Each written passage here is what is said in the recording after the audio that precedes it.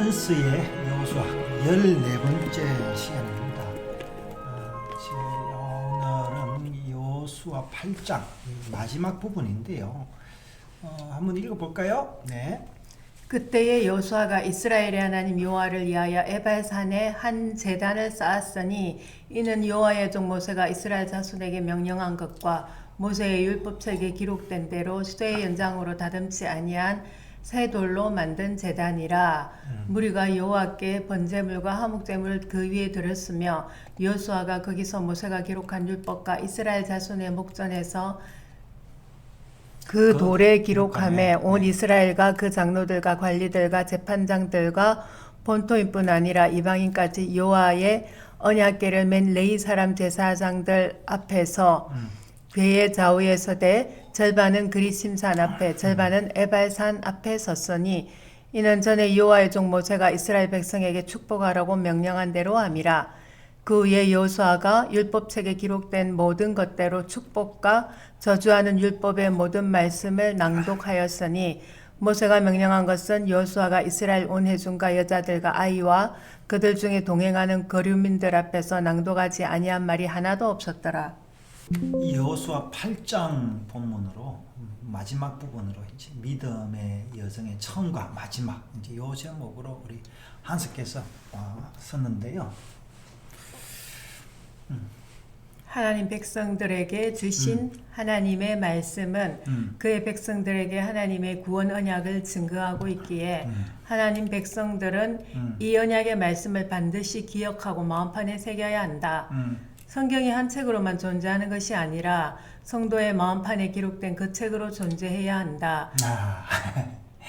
참 이게 마음이라는 단어가 히브리어에 참 많은데요. 네, 자. 그래서 성경은 어떤 사건이나 외적인 나타남을 강조하지 않고 말씀의 나타남과 이루어짐을 집중적으로 조명하고 있다. 그래서 여호수아에서도 하나님께서 여호수아에게 명령한 모든 명령들이 철저하게 하나님께서 모세에게 명령하신 바로 그 말씀에 기초하고 있음을 마음판에 계속 기억나게 하시는 것이다. 자, 이제 서론을 했고요. 네. 요단을 건넌 후에도 여리고성 전투에서도 그리고 실패한 후에 다시 얻은 아이성 전투의 승리에서도 하나님의 백성은 그 언약의 말씀으로 돌아가야 한다. 1차, 2차 아이성 전투에서 처참한 패전 경험을 하고 여호와의 명령을 따라 크게 승리한 후에 여호수아와 백성들은 이제 이 기억 전투에 동참하고 있다. 마땅히 전리품을 취하고 그들의 승리를 자축하는 성전 행사를 해도 되겠지만 온 백성들은 아직은 전쟁 중이지만 여호와를 위하여 제단을 쌓는 위험하고도 놀라운 행사를 하고 있다. 자, 예, 이 전쟁에서요. 예. 이 일은 여호와를 위한 일이고 하나님의 언약을 기억하는 행동 예배인 것이다. 아이성 전쟁의 성전 후에 에발산으로 갔는데 이 산은 세겜성에 위치하고 있으며 아이성에서는 북쪽으로 32km 지점에 있다. 이 에발산은 저주를 선포한 산이며 축복을 선포한 그리심산과 마주보고 있다. 또한 여호와께서는 신명기 27장 1절에서 8절에서 이미 이스라엘 백성들이 가나안에 들어가거든 에발산에서 다듬지 않은 돌로 제단을 쌓고 번제와 화목제를 드리라고 명령하셨다. 자, 이제 요거 보면요. 지금도 사마리아 사람들이 지금 이 제사를 이렇게 드리고 있어요.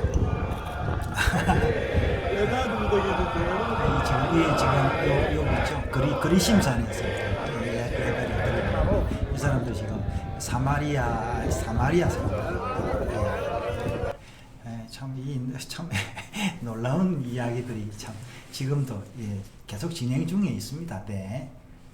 근데 이 사람들은 왜 에발산이 아니고 그리심산일까요? 그 사실은 아마 한스께서 이야기를 할 건데요. 좀 들어가 봅시다 또요. 네. 이것은 하나님께서 언약의 말씀대로 하나님의 은혜의 능력으로 가나안 땅에 들어가게 될 것이며 이 언약을 항상 기억하라는 예언적 말씀인 것이다. 그런데 왜 축복의 산이 아닌 저주의 산에서 제단을 쌓고 제사를 드리라는 것이었을까? 성경의 예언은 순종의 축복과 불순종의 저주가 다 포함되어 있지만 하나님의 마음은 항상 그의 언약 백성들이 복된 길만을 걷기를 원하고 계신다. 불순종하는 하나님 백성에게 저주가 부어질 것이라고 급박하는 것이 아니라 순종의 길로 즉시 돌이켜 결코 저주의 자리에 있지 말라는 아버지 하나님의 강력한 사랑의 경고요 격려인 것이다. 그게 이제 그 어디에 나옵니까? 그 이제 창세기 몇 장이죠? 49장 맨 마지막에 나는 야곱의 축복에서도 보면은 첫째 아들, 둘째 아들, 셋째 아들까지 저주와 비슷한 이야기를 하고 있잖아요. 근데 결국은 축복의 그렇죠? 길로 들어가려면은 그렇죠. 이제 저주와 같은 죄를 회개하고 죄를 벗어나야 이제 축복으로 진입이 되는 거잖아요. 그래서 아마 여기 에발산에서 제사를 드리라 그 저주가 선포된 산에서 이렇게 뭘 하라는 것은 의미가 있는 것 같아요. 그렇죠. 네. 예. 근데 아까 요 사람도 지금 그리심산에서 하는데 그래서 사실은 이 산 저 산이 문제가 아닌 것 같아요. 그러니까 예수님이 오셔서 뭡니까? 이 산에서도 말고 저 산에서도 말고. 그래서 영을 어떻게 예배드렸어요? 예, 신령과 영으로, 예, 진정으로, 예, 성령과 진심으로 예배를 드리는 그게 중요하다. 이제 이런 이야기인 거죠. 네. 자, 그래서요. 인간의 범죄로 말미암아 에발산에 머물 수밖에 없던 인생들이 하나님의 은혜로 축복의 산에 서 있다는 것을 행동 예배로 보여주고 있는 것이다. 예. 그래서 저주를 선포하는 에발산에서 언약의 말씀대로 돌단을 쌓고 번제와 화목제를 드리게 했던 것이다. 네. 하나님을 거역하여 저주를 받을 존재였지만 하나님께서 예비하신 은혜의 대속으로 하나님께 헌신하는 번제를 드릴 수 있고 하나님과 화목하는 제사를 드릴 수 있게 된 것이다. 성도가 하나님께 드리는 돌제단은 사람이 다듬지 아니한 오직 하나님께서 은혜로 내려주신 산돌이신 예수 그리스도의 이름으로만 세워져야 한다. 네. 자, 그랬어요.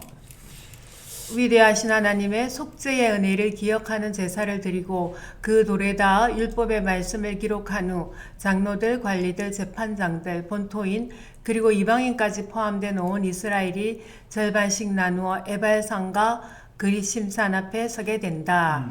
성경이 말하는 이스라엘은 어느 한 민족만을 말하지 않는다. 하나님의 은혜 언약 안에 있는 이방인의 충만한 수에 포함된 모두가 바로 온 이스라엘이다. 그리고 그곳에서 언약의 말씀대로 축복과 저주의 말씀을 낭독한다. 에발산과 그리심산에서 행하는 이 행동 예배 역시 하나님께서 그의 백성들에게 축복과 저주의 두 가지 길을 계속 행사하겠다는 말이 아니다. 하나님 백성들인 너희들은 이미 복된 자들이다. 그러므로 결코 저주의 길을 보거나 듣지 말라는 하나님의 크신 사랑의 음성이시다. 자, 여기 지금 아까 우리가 봤던 여기 이제 유튜브 여기도 뭐가 지금 뭘 하고 있습니까? 이 사람 지금 율법을 이게 낭독을 하고 있습니다. 이제 사마리아인들이긴 하지만 놀랍게도 이 사마리아인들이 이제 혼혈종이라고 저주받고 막 그랬는데도 불구하고 이렇게 지금도 몇천 명 된다고 그래요. 이 사람들이요. 그렇게 하고 있습니다. 네. 가나안 전쟁을 계속 수행하면서 이 하나님의 사랑을 결코 잊지 말라는 말씀이다. 하나님께서는 그의 백성들에게 언약의 말씀을 돌에 새기고 낭독하게 하므로 내가 나의 말씀의 능력으로 너희들을 세상 끝날까지 인도하겠다는 약속을 하고 계신 것이다. 그리고 하나님의 은혜로 성취되는 하나님의 구원 전쟁에 있어 너희들의 헛된 노력이나 공로를 앞세우지 말라는 것이다. 자, 이제 그래서 이게 그리심산과 에발산이 지금도 우뚝 서 있지 않습니까? 산이요. 사실 그리심산, 에발산 가려면은 그 한참 올라가야 되잖아요. 지금 아마 걸어서 차 타고 가면 지금은요. 그 제가 올라가. 원래 그러니까. 이스라엘 백성들이 이제 그 길갈에서 이제 이렇게 뭐 진행을 하다가 여기까지 가려면 한참 가야 될 텐데요.